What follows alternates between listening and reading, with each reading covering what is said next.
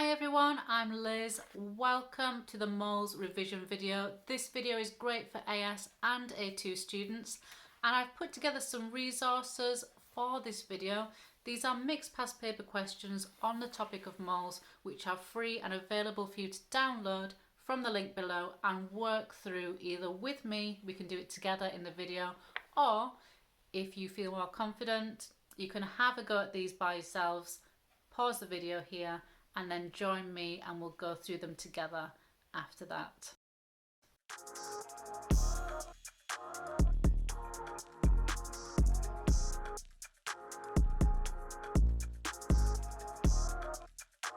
So our first question is about relative atomic mass and isotopes. We have a mixture of two isotopes of boron, and it gives us the relative atomic mass of this mixture. And it's asking us what the percentage is of boron 11 atoms. So 10.8, we can see that's a lot closer to boron 11. So there must be 80% of this one and just 20% of this one. So the answer is C.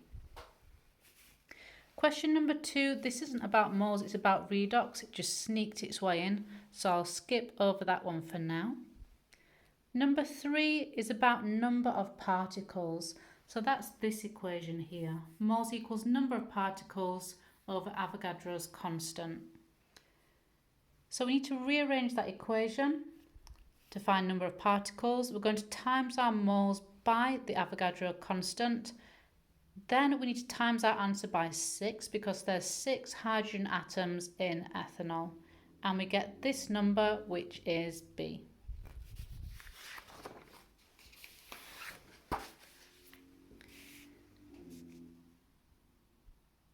Question 4 is about percentage composition. It's asking about carbons, so we have to add up the carbons using the mass numbers from the periodic table in each compound and divide it by the total molar mass for these compounds to get our percentage. And the answer is C for this one. So we do 12 times 4, which comes to 48 for the carbons, divided by the molar mass of that whole compound. Then question 5, this is about molar volume because it's gases at room temperature and pressure. First thing we need to do is volume over molar volume to get moles. Then we can use our moles to get mass by doing moles times relative atomic mass or mass of the molecule. And the one with the greatest mass is nitrogen. Question 6 is asking about OH minus concentration. We've got two alkalis here in a mixture. So we work out moles of one of them first. So I've picked potassium hydroxide, concentration times volume because they're solutions. Then we can do moles of the other one. So I did calcium hydroxide next. And you can see there's two lots of the hydroxide in the formula unit. So whatever we work out for moles, we need to times that number by 2. And the total volume adds up to 1,000 centimetres cubed. That is 1 decimetre cubed. And concentration is moles per decimetre cubed. So that means the moles are equal to the concentration. So we add those together, those moles, that are also concentrations, and we get our answer, which is D. Next one, we've got a titration.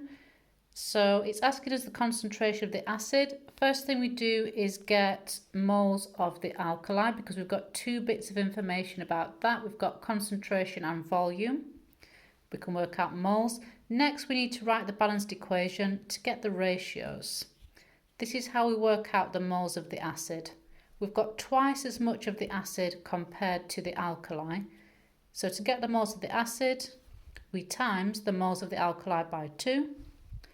Then we rearrange for concentration, moles over volume of the acid, remembering to convert into decimeters cubed, and we get this value, which is D.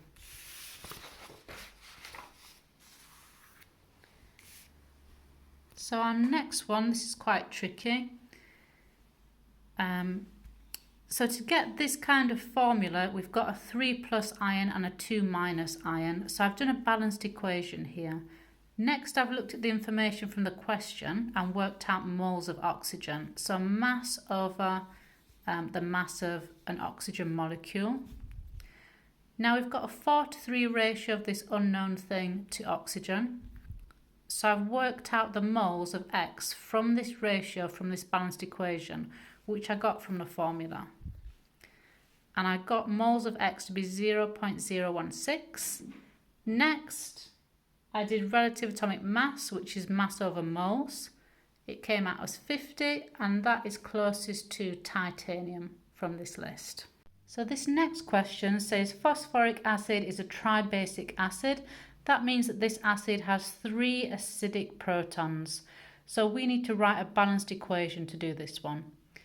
What is the mass of calcium hydroxide that completely neutralizes 100 centimeters cubed of 0.1 mole of phosphoric acid?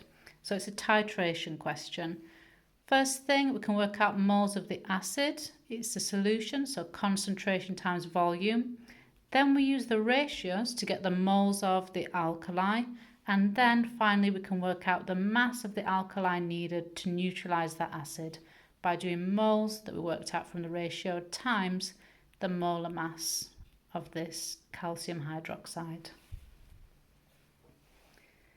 Next one is empirical formulae. So the steps to get this are work out moles.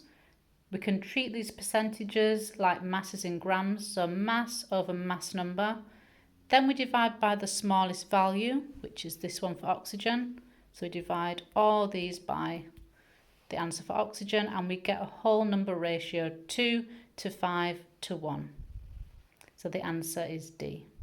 Next, we've got another relative atomic mass question, and it's asking us to calculate relative atomic mass this time to 3 decimal places. So there's going to be 1 mark just for giving it to 3 decimal places, the correct value to that amount of decimal places. So the first step is abundance times the mass number of the isotope. Add them together, divide by 100, and we should get 32.094 to 3 decimal places. Next one's organic, so I'm going to skip over that, but it kind of links to this question, so I kept it in. What is the number of fluorine atoms in 7.896 grams of this thing? So first we do mass over MR, and it gives us the MR here, and we get 0.04 moles. Then we do, to get number of particles can be atoms, it can be electrons, protons, it can be whatever.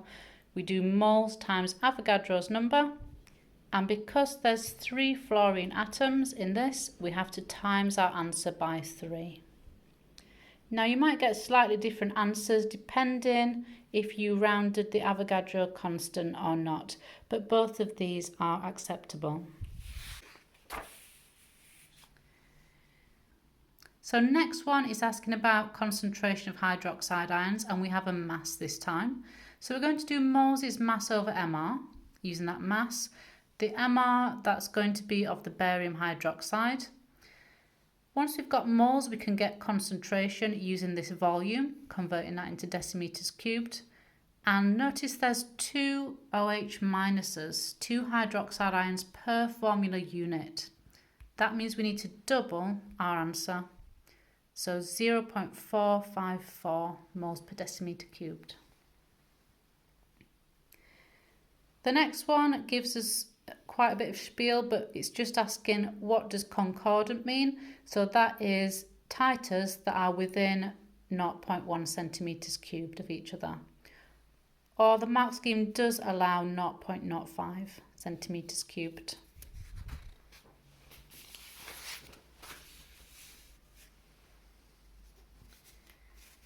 So we've got another titration question. It's asking about the colours of this titration.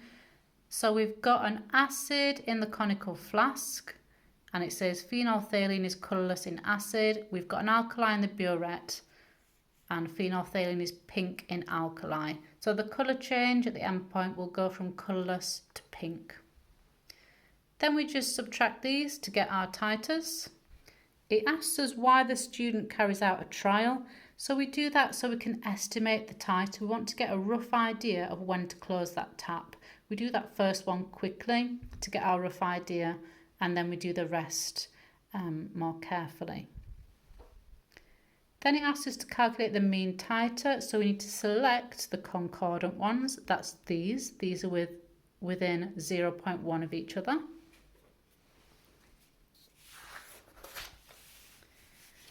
Next, we've got a percentage uncertainty question, and the equation for that is the uncertainty value times the number of readings over your measured value times 100.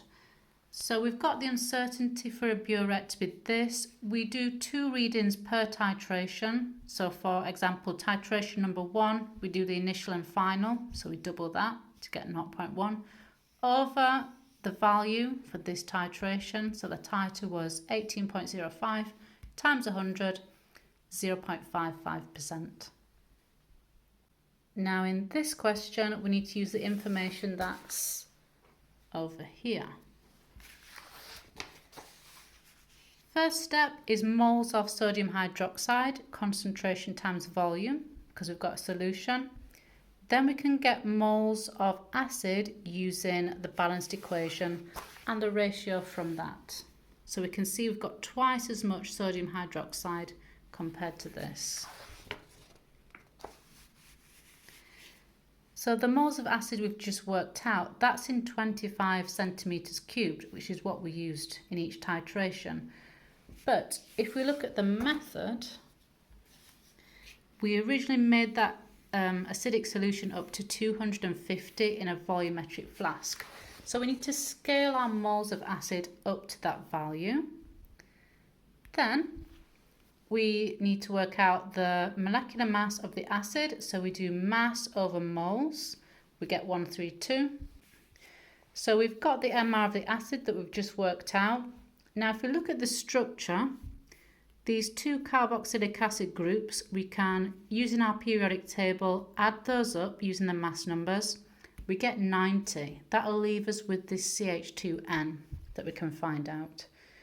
So 132 minus the 2 carboxylic acid groups leaves 42.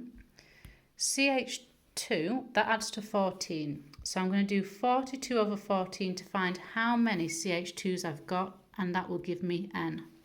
And that comes out as 3. Then we've got a practical question. Before use, the student washed out the glass pipette with water instead of the acid solution they were going to use. State the effect on the titer. The titer is going to be smaller because it's going to take less of the sodium hydroxide to reach the endpoint because the acid is going to be diluted. It's going to be less concentrated.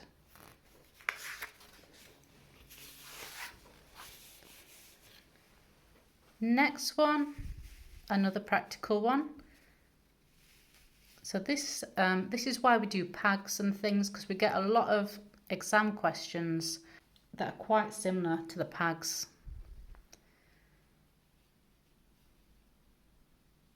So first we look at the data we're given, and this is useful. So we can see that subtracting these 2 will give us the mass of scandium, and subtracting these 2 will give us the mass of oxygen. And it's asking us for empirical formula. So we need the mass of these. We're going to work out moles. So moles is mass over the mass number from the periodic table for these elements. We get our number in moles. And then we divide by the smallest. Now we come out with 1 to 1.5. We can't have 1.5 in empirical formula. It's got to be a whole number. So when we get 1.5, we double the numbers. We can't just double 1, we double everything.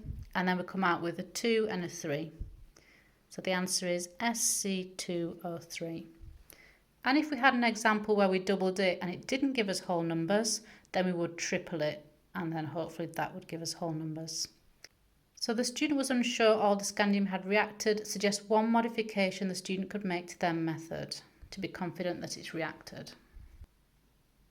Allowed to cool and reweigh.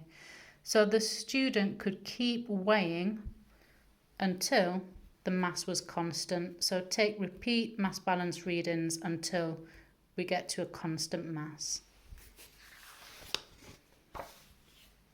Here we've got a volume, a mass, a pressure and a temperature. That's ideal gas equation.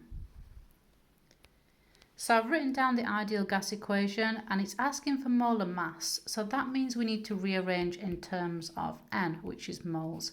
And we get 1 mark just for rearranging, or putting the numbers into the rearranged form. Next, we've got some conversions to do. The ideal gas equation uses specific units, which are called SI units. Volume has to be in meters cubed, temperature has to be in Kelvin, pressure has to be in pascals, which it is already.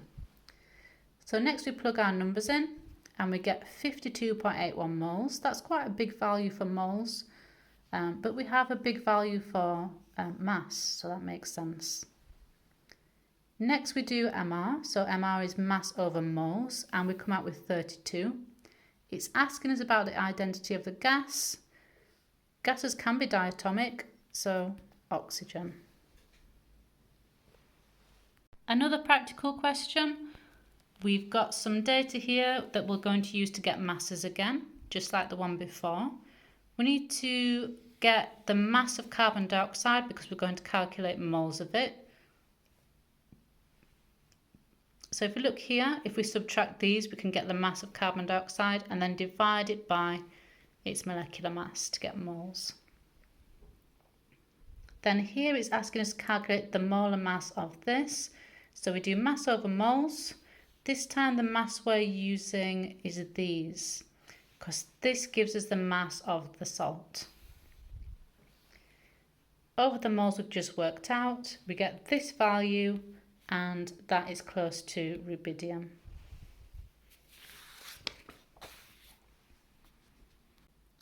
We've got another question asking us how the student could modify the experiment to be confident the reaction was complete. So if we have another look at the method,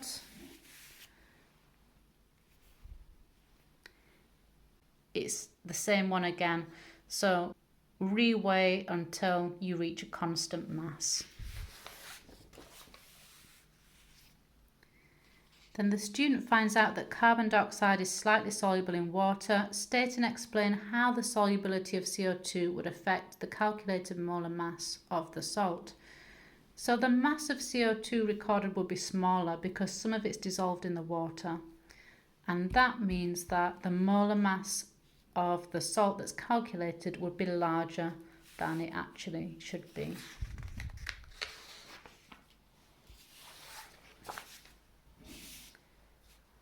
Last question, number of oxygen atoms in this mass of this compound. So number of particles is moles times Avogadro's constant. But first we need to get moles. So we're going to use this equation first, mass over MR. Then, after we've got moles, we do this. After we've got our answer here, we have to remember to times by 5 because there's 5 oxygen atoms in this sample.